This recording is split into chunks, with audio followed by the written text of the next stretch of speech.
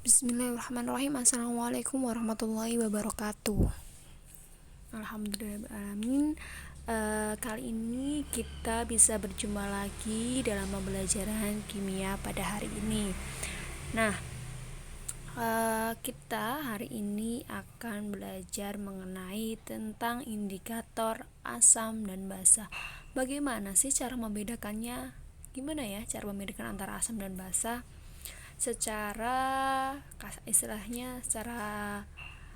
teoritis gitu ya. Kalau misal dalam contoh kehidupan sehari kita udah tahu. Nah, kalau misal dalam di larutan tuh kamu nggak tahu tuh larutan A, B, C gitu. Nah, itu cara mengidentifikasi gimana sih mana yang bisa menentukan A, mana yang menentukan B gitu ya. Mana yang termasuk asam, mana yang termasuk basa. Nah, itu kita akan pelajari pada pembelajaran hari ini. Nah, sebelum kita memulai, marilah kita membaca basmalah bersama-sama. Bismillahirrahmanirrahim. Oke, are you ready? Ready dong pastinya. Oke, kita mulai. Nah, sebelumnya kita akan membahas dulu tentang bagaimana sih sifat asam. Mungkin kita sudah membahasnya tentang teori asam basa sudah pada pertemuan kemarin. Nah, kali ini kita akan membahas lebih lanjut tentang identifikasi asam basa. Sebelumnya di sini ada penjelasan tentang sifat-sifat asam seperti apa. Di situ ada semua rasanya masam, bersifat korosif, elektrolit, dan dia menghasilkan ion hidrogen atau H+, dan pH larutannya atau derajat keasamannya dia adalah kurang dari 7. Kalau pH netral itu dia sama dengan 7. Nah, kalau asam itu kurang dari 7. Nah, di sini ada asam mengubah kertas lakmus biru menjadi merah. Nah, itu sebagai poinnya. Oke. Nah, kemudian bagaimana sih sifat basanya? Oke, sifat basa yang otomatis kita rasanya adalah pahit dan dalam keadaan murni umumnya berupa kristal padat ya. Jadi kebanyakan kalau basa itu dia dalam bentuk kristal padat. Nah, gimana sih tingkat keasaman atau pH-nya? Kalau tadi asam itu kurang dari 7, kalau basa itu lebih dari 7. Nah, yang kedua, terasa licin di kulit ya, seperti contoh sabun ketika kalian pegang atau kena air itu rasanya licin gitu ya. Nah, kemudian memiliki sifat kausatif yaitu merusak kulit jika kadarnya basa lebih tinggi. Nah, misal kalau kalian anggap aja gini, kalau kalian mungkin nyuci gitu ya terlalu lama kan pasti kalian merasa panas gitu ya, rasa panas di kulit, atau mungkin ada yang sedikit mengupas, itu karena memang tadi dia memiliki sifat kaustatik yaitu merusak kulit jika kadar basanya lebih tinggi. Dapat juga mengalusi minyak dan merupakan elektrolit juga. Elektrolit itu apa? Elektrolit K10, dia dapat menghantarkan arus listrik ya, betul. Oke, next. Nah, ini nih, bagaimana sih caranya kita mengidentifikasi antara asam dan basa? Nah, cara mengidentifikasi antara mana perbedaan dari asam basa biasanya menggunakan namanya zat yang disebut indikator. Nah, indikator itu apa? Indikator itu adalah zat yang dapat memberi warna berbeda dalam lingkungan asam dan lingkungan basa. Indikator dapat dibedakan menjadi dua, yaitu indikator alami dan indikator buatan. Nah, ada indikator alami dan indikator buatan. Jadi indikator adanya dua.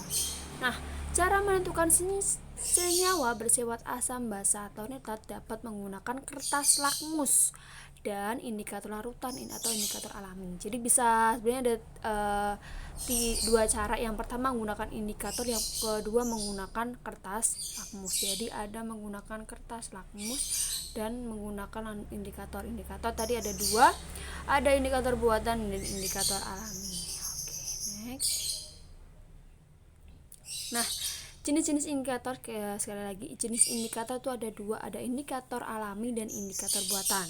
Indikator alami itu apa? Alami berarti dari alam, biasanya dia contohnya seperti yang ada di tulisan di situ, ekstrak bunga sepatu, kulit manggis, kunyit, kol bisme, atau mungkin dan bisa juga kol merah atau kubis merah. Mungkin kalau di sini jarang ya, biasanya kalau kubis merah itu biasanya berada di daerah pegunungan biasanya itu tuh. Kalau indikator buatan apa? Indikator buatan yang dapat dibuat oleh manusia sendiri, seperti contoh kayak tadi kertas lakmus, ada namanya indikator universal, ada namanya indikator PP, brom, timul, BT, metil merah, metil kuning, dan sebagainya. Itu adalah contoh indikator buatannya. Oke, next. Nah, yang pertama kita akan menggunakan identifikasi menggunakan kertas lakmus. Nah, kertas lakmus itu ada dua, ada kertas lakmus merah dan ada kertas lakmus biru. Nah, di sini kertas lakmus merah dalam larutan asam nih akan berwarna merah. Namun ketika dia dicelupkan dalam larutan basa, dia akan menjadi warnanya biru. Ingat ya, kalau merah dia berarti asam. Nah, kalau tadi dia itu berwarna biru, nanti dia akan menjadi larutan basa. Begitu sebaliknya dengan lakmus biru. Lakmus biru dalam larutan asam akan berwarna merah, dan dalam larutan basa akan berwarna biru, kebalikannya. Nah, ingat ya. Pokoknya kalau poinnya adalah asam itu merah. Apapun dia, maupun biru maupun lakmus merah maupun biru, dia akan berubah menjadi warna merah. Kalau basa identifiknya adalah biru. Kalau dia dikasih lakmus merah, nanti warnanya akan menjadi biru. Kalau dikasih lakmus biru, dia akan menjadi tetap biru. Oke. Intinya merah itu adalah asam, biru itu adalah basa. Nah, jika lakmus merah ataupun biru tidak terjadi perubahan warna, maka disebut dengan namanya larutan netral. Nah, ini ya. Jadi kalau asam itu dia akan berubah menjadi warna merah. Kalau basa dia akan berubah menjadi warna biru. Tetapi jika tidak ada perubahan pada lakmus warna merah atau biru, dia namanya adalah larutan netral. Seperti gambar. Nah, di situ ada semisal yang kiri, ini yang kiri ya. Ini misal contoh A gini ya. Ini kertas A, ini yang kertas B. Nah, A di situ ada lakmus biru, misal itu biru, dicelupkan atau dimasukkan ke dalam larutan asam. Nah, nanti dia akan berubah tuh, yang warna biru berubah menjadi merah. Tuh. Nah, yang kemudian yang B, di situ ada kertas lakmus, saya ambil biru. Nah, semisal itu lakmus merah. Nah, lakmus merah ketika bagian itu dicelupkan dalam larutan basa, dia akan berubah menjadi warnanya adalah biru. Dia akan menjadi warnanya biru. Oke, ya.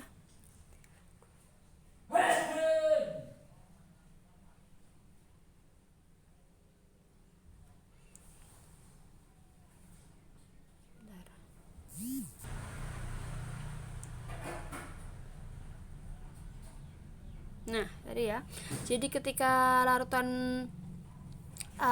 asam akan berubah menjadi merah, larutan basa akan berubah menjadi biru. Oke, next. Sebenarnya ada video, mungkin karena ini kok nggak bisa di play kayaknya tuh. Nah, nggak bisa di play. Nah, ini sebenarnya tuh kayak contoh gitu. Kalau misal ini ada HCl, ini sebenarnya tulisannya HCl ya. Yang ini HCl, sorry. Yang ini adalah HCl. Di sini adalah NaO. Aduh, tulisan saja banget. Udah. Pokoknya yang saya tuliskan angka 1 ini adalah HCl, yang kedua ini adalah NaOH. Nah, semisal itu HCl itu kan adalah asam kuat. Nah, di situ ada lakmus biru tuh, yang atas biru. Nah, yang di bawah itu adalah NaOH. NaOH termasuk basa. Nah, ketika nanti lakmus biru, HCl diberi lakmus biru, akan berubah menjadi warnanya menjadi merah. Nah, yang bawah itu ada NaOH tapi lakmusnya merah, akan berubah menjadi biru. Oke, next. Nah, bagaimana sih kalau indikator menggunakan indikator alami? Nah, misal contoh seperti tadi yang saya bilang, di situ yang nomor 1 itu adalah ada kulit manggis, yang kedua adalah mawar, yang ketiga ada bunga sepatu, dan yang 4 ada kunyit. Nah, sebagai contoh, ambillah kulit manggis, tumbuklah sampai halus bla bla bla bla. Warna kulit manggis adalah ungu. Nah, ya kan, dalam keadaan netral. Jika ekstrak kulit manggis dibagi menjadi dua, masing-masing ditetes,kan dalam larutan asam dan basa. Maka dalam larutan asam terjadi perubahan warna dari ungu menjadi coklat kemerahan tuh. Nah, jika larutan basa diteteskan akan mengubah dari warna ungu menjadi biru kehitaman. Nah, jadi mungkin kalau kalian mau tahu tuh di rumah mungkin ya, karena memang kita nggak bisa praktikum. Mungkin kalau di rumah kalian pengen tahu tuh gimana sih cara asam yang basa, kalian ambil contohnya aja jeruk gitu ya, jeruk sama sabun. Kalian bisa tuh tetesin. Kalau tak pakai namanya kulit manggis ya, tadi kan udah ditumbuk sampai halus, campur dengan sedikit air. Nah, itu kalian tetesin, kalian biarkan. Kalau ada perubahan warna, semisal kalau dia asam, dia akan berubah dari warnanya ungu menjadi coklat kemerahan. Nah, jika basah, dia dari ungu akan menjadi biru kehitaman. Nah, kalian bisa coba di rumah, atau mungkin kalian bisa searching nih, bagaimana sih kalau identifikasi pakai kunyit gitu ya. Mungkin kunyit itu kan dapat ditemukan di rumah, masih ada kan. Nah, itu kalian silahkan tuh. Biasanya kalau kunyit tuh agak sedikit sulit membedakan karena warnanya akan menjadi orange atau jingga. Itu kan padahal warna kulit kunyit kan juga udah orange gitu. Jadi kalian harus lebih diperhatikan perbedaan antara asam dan basanya tadi. Oke, next. Nah, di sini nih ada contohnya lagi nih, misal indikator ada istilahnya apa ya, rangkumannya gitu ya. Ini ada rangkuman kalau indikator alami dan indikator buatan. Nah, kalau indikator alami di situ ada contohnya adalah bunga sepatu, ada kulit manggis, ada kol merah, ada kunyit dan lain-lain. Nah, di situ kalau mungkin kalian di rumah kalau punyanya kunyit gak apa-apa, itu ada tuh contohnya ekstrak kunyit. Kalau asam nanti menjadi kuning tua, kalau netral menjadi kuning terang, kalau basa menjadi orange. Nah, minusnya kalau kunyit itu kan kalian agak susah untuk membedakan mana sih yang kuning tua, mana yang kuning muda, mana yang orange gitu, karena warnanya kuning udah orange kekuningan gitu kan, jadi agak susah. Mungkin kalau kalian di rumah punya bunga sepatu gitu kan bisa kelihatan tuh, oh nanti yang merah ini berarti asam, kalau yang basah berarti hijau gitu. Nah, ini kalau indikator buatan, jadi ada larutan indikator itu ada larutan ini, ada phenolphthalein, ada bromtimol biru, ada metil merah, ada metil kuning, ada jingga, ada MO, ada ini. Nah, ini selain namanya kertas lambung ini, itu adalah salah satu contoh larutan indikator yang kalian bisa gunain untuk menentukan mana asam mana basa. Nah, kalau pakai phenolphthalein nanti dia tidak akan berwarna gitu ya. Tapi kalau nanti dia basa akan menjadi merah ungu. Oke, sebagai contoh kita pakai bromtimol biru BTB. Ketika BTB nanti diteteskan ke dalam larutan, nanti dia akan larutan asam, nanti dia akan berubah menjadi warna kuning. Tetapi kalau dia basah akan berubah menjadi warna biru. Yang ketiga, semisal kita contoh pakai larutan indikator metil merah. Jadi semisal kamu punya HCl sama NaOH. HCl tadi diberikan 2 tetes, misal 2 tetes metil merah. Nanti yang HCl tadi akan berubah warnanya menjadi merah. Sedangkan kalau NaOH diberi metil merah akan berubah menjadi warna kuning.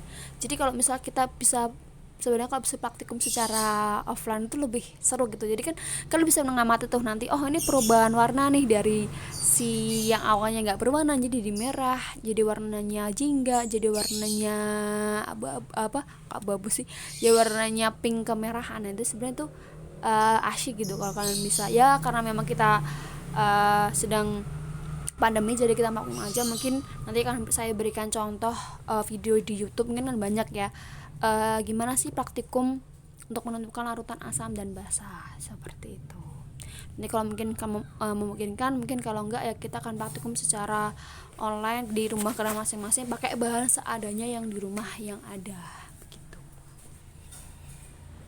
Oke, next. Nah, di sini ada namanya indikator universal. Jadi selain pakai yang tadi kertas langus, pakai larutan indikator, bisa juga pakai namanya indikator universal. Di sini itu ada contohnya, di sini ada kertas universal test paper. Jadi nanti ini larutannya kertas yang ini, nanti kertas yang di sini nih, kertas yang ini nanti dia akan dicelupkan ke dalam larutannya. Nah, nanti kalau dia warnanya berubah menjadi seperti yang angka 0, 1, 2, 3, jadi angka 1, 2, 3, 4, 5, 6, 7 itu merupakan adalah pH, dan dibaliknya ini sebenarnya itu ada pH dari 8 sampai 14.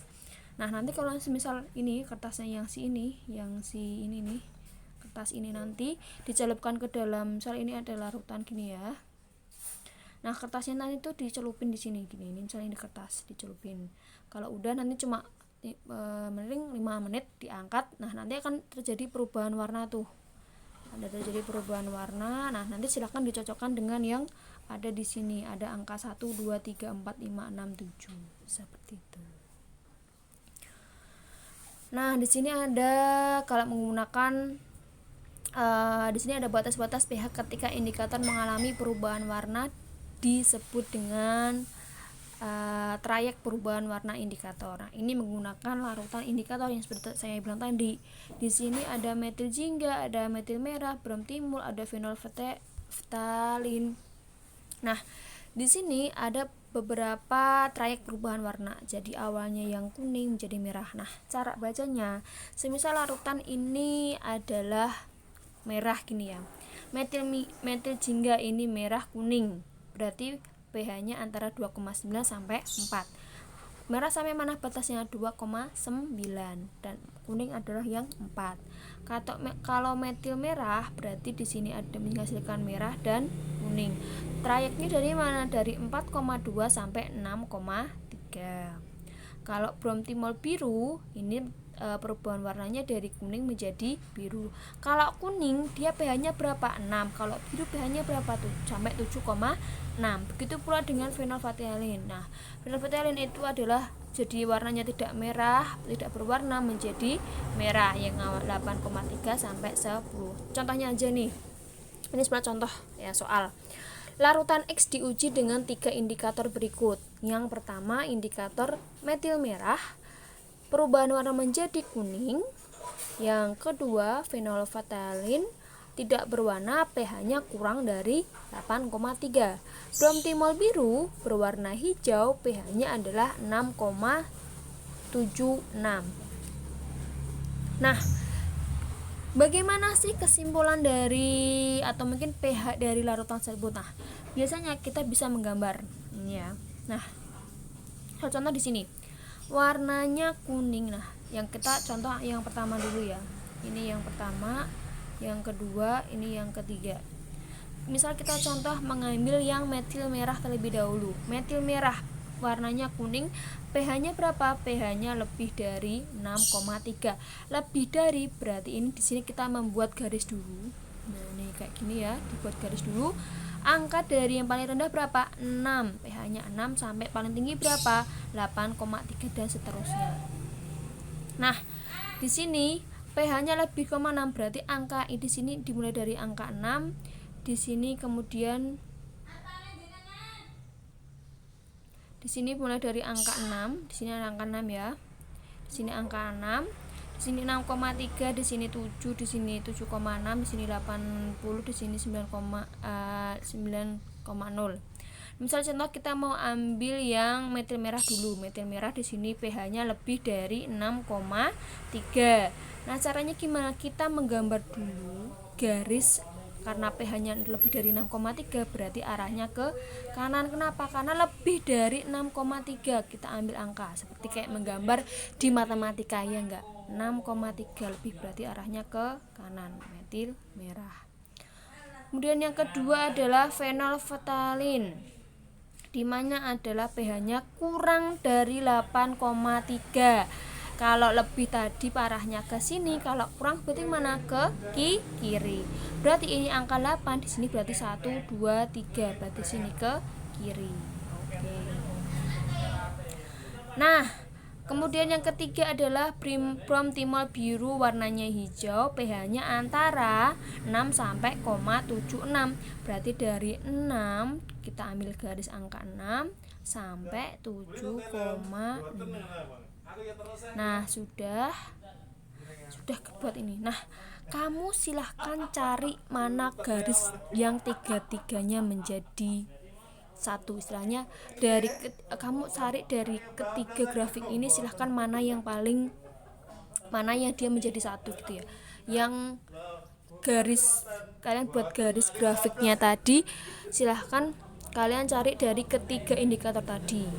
Nah, ternyata kalian bisa melihat ini kan arahnya, kalau fenolfthalein kan ke sini ya, kalau metil merah kan ke sini nih. Oh, berarti di antara sini nih, antara 6, ini kan tadi ya 6,3 nih, 6,3 garis ke 7,6. Kalau ke sini nanti si bromtimol birunya nggak sampai ke 8,3, karena apa? Dia cuma sampai 7,6. Kalau dimulai dari 6 kan yang metil merahnya dimulai dari 6,3, bukan dari 6,0. Nah, ternyata dari ketiga pH tadi ketika menjadi satu, kisarannya dari mana? Dari 6,3 sampai 7,6. Jadi ya, ingat ya sekali lagi. Jadi silahkan kalian cari dari ketiga grafik ini yang dia bersatu menjadi satu, angkanya kisarannya yang ketiganya itu mencakup semuanya. Nah, dari mana? Berarti pH larutan X berkisar antara 6,3 dan 7,6.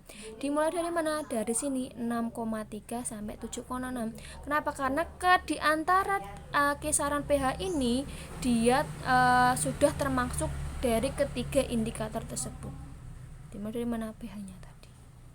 Gitu. Paham nggak? Saya mau paham ya. Kalau misalnya ada pertanyaan, silahkan kalian bisa PC saya. Silahkan saya buka sebanyak-banyaknya pertanyaan buat kalian. Mungkin kita bisa diskusi bareng, silahkan. Nah, kemudian kalau mungkin kalian sudah paham, insya Allah nanti kita akan di sini ada beberapa contoh-contoh kuis soal gitu ya. Mungkin kalau buat pemahaman kalian lah, sejauh mana pemahaman kalian mengenai tentang bab yang sudah kita paham tadi. Nah, di sini ada start, coba kita start. Nah, ini yang soal pertama, suatu analisa ada isi lampu pH-nya 2, urin pH-nya 6, darah pH-nya 7, sari buah anggur pH-nya 4, isi juran pH-nya 8, susu sapi pH-nya 7. Manakah yang merupakan suatu asam? Oke, asam ya, lihat asam. Berarti asam pH-nya berapa? Nah, silahkan ditulis A, B, C, D, atau E. Silahkan kalian siapkan di buku, di kertas kalian, tuliskan nama, identitas, silahkan kalian foto nanti tugasnya tadi kirimkan ke saya, PC WA aja, oke?